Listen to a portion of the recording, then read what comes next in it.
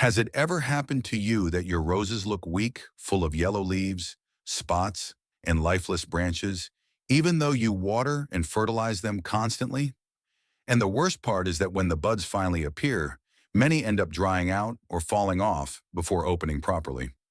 Most people think the problem is a disease or a pest, but in reality, the true enemy is often beneath the plant, a compacted, poor, and lifeless soil, incapable of properly feeding the roots. When the soil loses organic matter and no longer retains moisture well, the roots weaken, and a weak root will never be able to sustain an abundant and healthy bloom for long. That is why today we're going to restore the soil of your roses with a natural, economical, and very powerful formula. Made with simple kitchen ingredients that will help revitalize the roots, stimulate new shoots, and trigger a much more intense and constant bloom. We start by using rice. Add approximately 3 teaspoons of rice to about 300 milliliters of room temperature water, stirring gently for a few seconds to help the starch release gradually and distribute evenly in the water. After mixing, let the preparation sit for several hours to allow the natural starch, B-complex vitamins, and minerals present in the rice to slowly release into the liquid, creating a mild but highly beneficial solution for the soil. This enriched water becomes a light source of natural nutrients that helps stimulate and maintain the activity of beneficial microorganisms, gradually improving the microbiological life of the soil and promoting a much healthier environment for the roots. Next, we will use between 20 and 30 giga potato peels, roughly equivalent to the skin of a medium potato, as these contain minerals and organic compounds that are very useful for strengthening the plant's development. We cut the potato peels into small, thin pieces. Although it seems like an insignificant detail, this small step greatly increases the surface area and allows microorganisms to break them down much faster and more efficiently. Thanks to this, natural nutrients such as potassium, minerals, and other essential organic compounds are released, which helps strengthen the stems, stimulate the formation of new shoots, and progressively and naturally improve the blooming capacity of the roses. Afterward, we will use eggshells, approximately from 2 or 3 eggs, as they are an excellent natural source of calcium, a fundamental mineral for strengthening tissues, roots, and new shoots in ornamental plants. After washing them properly and letting them dry slightly to avoid excess moisture, we crush them until we get a very fine powder, because the calcium present in the shells exists mainly as calcium carbonate, and this does not dissolve quickly in water. Therefore, the finer the particles, the easier it will be for soil microorganisms to start breaking them down and slowly releasing the calcium, allowing the plant to absorb it continuously and efficiently throughout its growth and blooming process. When all the ingredients are ready, we add them into the container where we previously placed the potato peels, making sure everything is well distributed to promote a uniform and stable fermentation. Once the ingredients are fully integrated, we also add the rested rice water, which contains dissolved starch, B-complex vitamins, and small amounts of trace elements beneficial for the soil and microbial activity.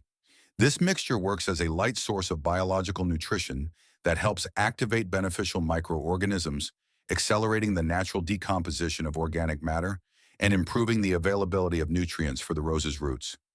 We mix everything very well so that the ingredients are evenly distributed and can interact properly with each other, thus favoring a much more efficient and balanced fermentation. Then we seal the container tightly and let the preparation sit to ferment for 24 to 48 hours, depending on the room temperature and the natural activity of the microorganisms present in the mixture. During this time, invisible but very important processes begin to take place, where microorganisms slowly transform the ingredients into compounds that are easier for the plants to absorb, naturally enriching the liquid. Once the fermentation is complete, we move on to an extremely important step that many people often ignore: properly filtering the solution before using it on the plants. You must carefully filter the mixture using a fine strainer, a sieve, or even a clean cloth until you obtain a liquid that is as clear as possible, free of large residues that could hinder watering or alter absorption. This filtered liquid helps the plant absorb nutrients much faster and in a more stable way, promoting the gradual recovery of weakened roots and stimulating healthier and more vigorous new shoots. After filtering the preparation, dilute the solution using clean, room temperature water in a ratio of 1 part mixture to 2 parts water, thus avoiding a concentration that is too strong. This step is very important, Doc, because it helps reduce the intensity of the nutrients and prevents so-called root shock, allowing the plant to absorb minerals and organic compounds in a much more natural, balanced, and safe way for the roots. But before applying this preparation to your roses, there is a fundamental step that many people overlook. And that is precisely one of the reasons why fertilization often does not produce visible improvements in the plant. You must carefully prune dry branches, withered flowers, and all leaves damaged by pests or diseases, as this helps the plant reduce the unnecessary waste of energy and nutrients that could be put to much better use. In this way, the rose can focus all its strength on recovering roots, producing healthy new shoots, strengthening its stems, and developing a much more abundant, continuous, and spectacular bloom over the coming weeks. Next, carefully observe the soil around the base of the plant, because often the real problem is not the fertilizer you use, but the physical conditions of the soil where the roots are trying to develop and absorb nutrients. If you notice that the soil is still too compacted, hardened, covered with weeds, or has a dry and cracked surface layer, then no matter how good or natural the fertilizer you prepare is, the roots will still have difficulty absorbing it properly and taking advantage of all its benefits. Remove all the weeds growing around the base of the rose bush, as invasive weeds not only compete directly for the water, minerals, and nutrients available in the soil, but they can also become a refuge for harmful insects and microorganisms. Furthermore, weeds tend to retain excess moisture near the surface, creating a damp and poorly ventilated environment that favors the appearance of fungi, pests, and diseases that further weaken the plant.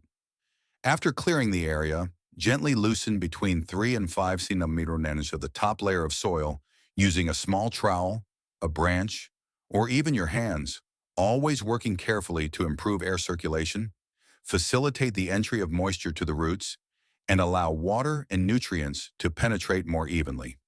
However, avoid disturbing the soil too close to the main base of the rose bush, because the youngest and most delicate roots are usually found near that area and could easily be damaged if you work with too much force or depth. And now we can begin watering using the previously prepared solution, applying it gradually and in a controlled manner so that the plant can absorb it without stress and without unnecessarily saturating the soil. For a weakened plant like this, use only between 150 and 200 milliliters of solution per application, as an excessive amount could overload the roots and generate more moisture than necessary. Apply the mixture approximately 5 to 10 centimeters away from the main base of the stem, allowing the liquid to slowly infiltrate toward the root zone where young roots can better absorb the available nutrients. After watering, you can lightly cover the surface of the soil with a thin layer of soft soil, light compost, or even a little mulch made from dry straw, shredded leaves, or clean plant debris. This small step helps immensely to conserve moisture for a longer time, reduces evaporation caused by the sun, and also protects the biological activity occurring within the soil around the roots. At the same time, this covering creates a much more stable and favorable environment for the beneficial microorganisms responsible for transforming organic matter into available nutrients for the plant to thrive. After approximately 7 days, you will begin to notice the first positive changes. The leaves will gradually recover their deep green color. The plant will look more alive, and the first healthy new shoots will begin to appear. After 2 or 3 weeks of constant care, the plant will start to strengthen noticeably. The stems will grow thicker and more resilient, and new buds capable of producing larger and longer-lasting flowers will begin to develop. The true key is not just applying fertilizer over and over again, but learning to nourish the soil correctly to restore its life, balance, and biological activity in a natural and sustainable way. When the soil is healthy, aerated, and full of beneficial microorganisms, the plant can grow in a much more natural, strong, and balanced way, developing vigorous roots and producing some of its most beautiful and abundant flowers. If your rose bush is weak, dull, or has stopped blooming like before, try this natural method and observe the change little by little, because often a plant only needs living soil and proper care to fully recover. Remember that caring for plants is not just about applying techniques or fertilizers, but also about developing patience, observation, and an understanding of how nature works and how each plant responds to its environment. If this guide has transformed the way you understand the care of your roses and the life that inhabits your garden, please subscribe and like our channel. We are unearthing the secrets of nature that many have tried to ignore. Cultivate the future with us. The next botanical treasure will open very soon.